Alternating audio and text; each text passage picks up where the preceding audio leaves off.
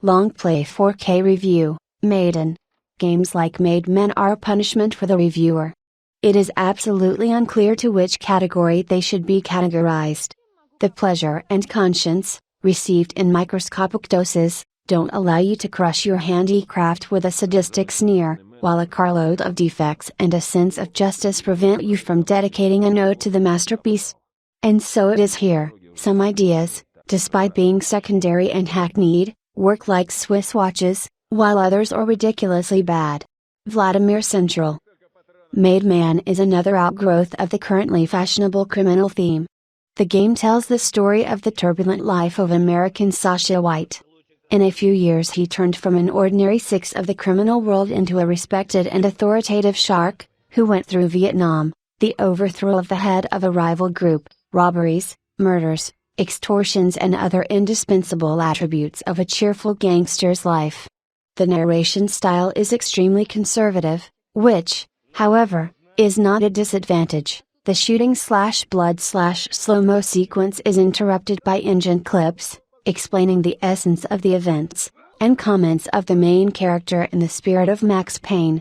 Alas, terrible directing and nightmarish appearance of those very clips spoil everything.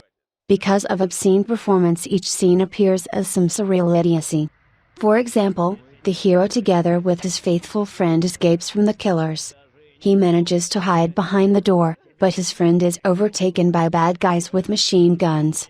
They put a couple of lines into him, but they don't calm down and keep pouring lead on the martyr, exactly Italian mafiosi, Commissioner Gattani, though he has long since given up.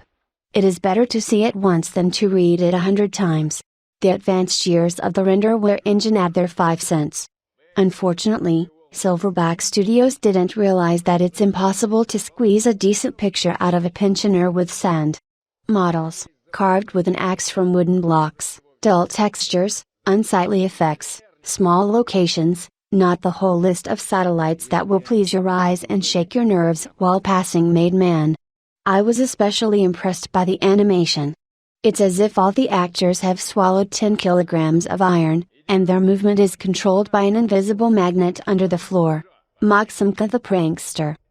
There is no sense to hide. Made Man is a tracing of Max Payne. Linear levels, chapters, bullet time, riot of red blood cells. True, the authors allowed themselves to introduce a little bit of sabotage into the tiresome formula. And again it came out ambiguous. Perhaps, the most unfortunate changes touch the slowing down of time.